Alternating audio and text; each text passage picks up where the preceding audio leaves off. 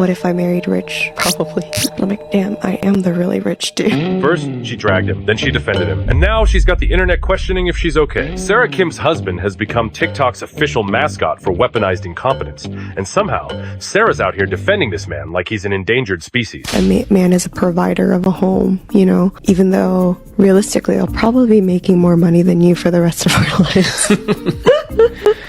But I never minded that. I don't mind that either.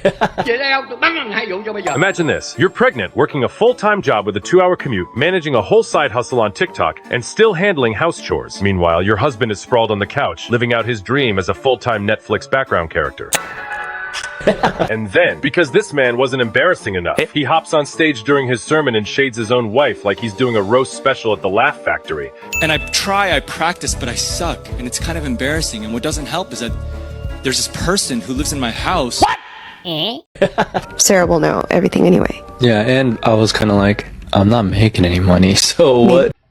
And when people started dragging him online, Sarah came back swinging for him, as if Andrew's biggest struggle wasn't choosing between PlayStation or Xbox every morning. After Sarah's teary podcast confession about her life turning into a one-woman survival show, the internet initially rallied behind her. People were ready to organize a search and rescue mission to drag her out of that house. They saw Andrew chilling on the couch like he's taking paid leave from existing, and assumed Sarah just needed a wake-up call. But then, Andrew hops on a podcast and casually reveals that not only is he not contributing financially, but he's also completely unbothered about it. I don't mind that either.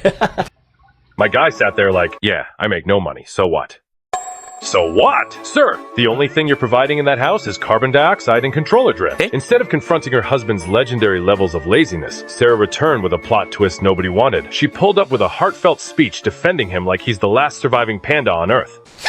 I took this past week to unplug because my top priority is to protect the peace and the health of my family, but I'm aware of the situation, and I know that many of you come from a place of care, and so just wanted to take the opportunity to clarify some things. Andrew and I, from the very beginning, we have committed to being there for each other and supporting each other through anything and everything, and so even in the beginning of our marriage, I've had long periods of time where I didn't have a job, whether that was because I had quit a job or been impacted by mass layoffs, and Andrew was the one who had fully supported us through that. And so in the season where Andrew's in between jobs, I am more than happy to stand by him. This was the moment when the internet switched from save Sarah to actually, maybe she's exactly where she wants to be. People were done feeling bad for her. They realized Sarah wasn't trapped. She's out here voluntarily defending a man whose biggest accomplishment this year was unlocking a new skin in Fortnite. Sarah said that Andrew stood by her during her unemployed phase. So now that he's between jobs, she's more than happy to return the favor. Girl, he's not between jobs, he's between naps. The only thing this man's juggling is snack wrappers and PS5 controllers.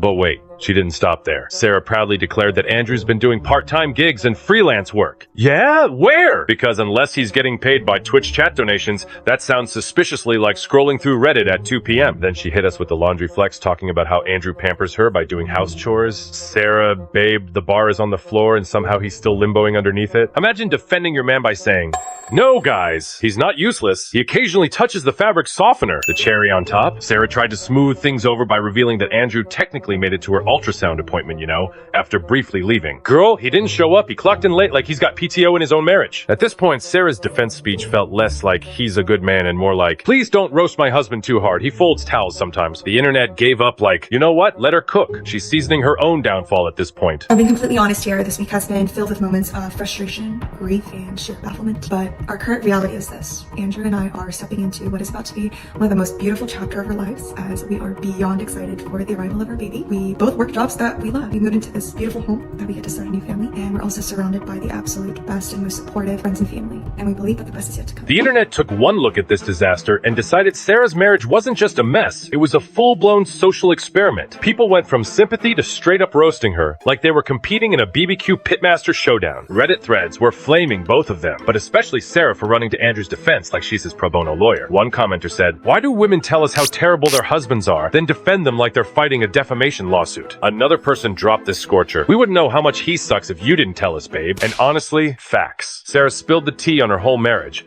only to get mad when people grab their cups. Then there's the ring drama. Turns out Andrew proposed with his mom's old ring, didn't resize it, didn't update it, didn't even bother to polish the dust off. Sarah had to fix it herself. Imagine starting your marriage by handing your fiancé a DIY project instead of a ring. It can be difficult. It's cruel, right? What kind of cruel person does this? And really. One person summed it up perfectly. The ring was enough for me. He put zero effort in before the wedding. Why would he start now? And let's not forget the most savage take of all. People started calling Sarah's whole podcast a cry for help disguised as content. One comment read, "She's not telling us about her marriage. She's leaving breadcrumbs for her divorce lawyer." Bruh. At this point, the internet didn't just stop feeling bad for Sarah. They started treating her like she's a contestant in a self-sabotage speedrun. People were done handing her sympathy and switched to, "You don't want to be saved, so go ahead and defend your man, sis. Just don't expect us to clap when he folds another t-shirt." I just watched her response video. She is someone who does not want to be saved. Like, there is no speaking any sense to her. Like, I used to be in a relationship that I didn't want to be saved in, and trust me, like, no matter who talks to her dad, her friend, her best friend, her mom, anyone, let alone us, she's not gonna listen to anyone. In her mind, she has completely made up the decision that he is her forever. Not her ideal forever, like you said in the podcast, but definitely what she settled for in her mind. What I will say is, if you do not want your husband to be one of the most disliked people on TikTok, then don't make a whole podcast like that. Like, she was talking what it was like to be with someone else, sort of how life different would be, talking about all these little things you do that sound really bad. Like, of course your followers are going to support you, like they love you, like of course they're gonna stand up for you. Alright, let's be real. Most people don't actually care about Sarah Kim. They don't care about her husband, her relationship, or her emotional roller coaster. What they do care about is attention. The story's trending, and everyone wants a piece of the pie, including me. Guilty as charged. I mean, look at me right now. I'm sitting here roasting a man who probably thinks meal prep means setting a Hot Pocket on the counter and hoping it thaws by dinner. But here's the thing, Andrew. Yeah, he's a loser. That's not even up for debate. He's a walking 404 error, husband not found. The man's greatest contribution to his marriage is probably not drinking out of the milk carton, and that's on a good day. But here's where people are losing the plot. A bunch of strangers on the internet are out here screaming, "Sarah, divorce him! Leave him now!" Like, what? Since when did TikTok comments turn into family court rulings? Hashtag Pastor. Well, bitch, let me tell you something. Look, not everyone has the luxury of packing up and leaving just because their partner doesn't meet the internet's gold-plated standards. Some people can't just say, "Oh, my husband's lazy. Time to swipe left on my marriage." For some, the only real option is to make it work, or at least try. And if that means Sarah's out here defending Andrew like he's Gandalf protecting Middle-earth,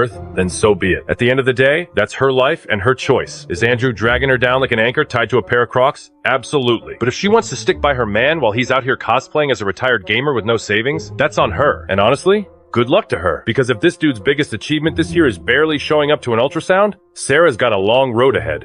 Of official marriage after the honeymoon, and I married this guy thinking, wow, he doesn't play video games, green flag. I thought you were just this like bookworm who writes blog posts and, you know. But hey, if she's happy folding towels for a man who folds under pressure, who are we to stop her?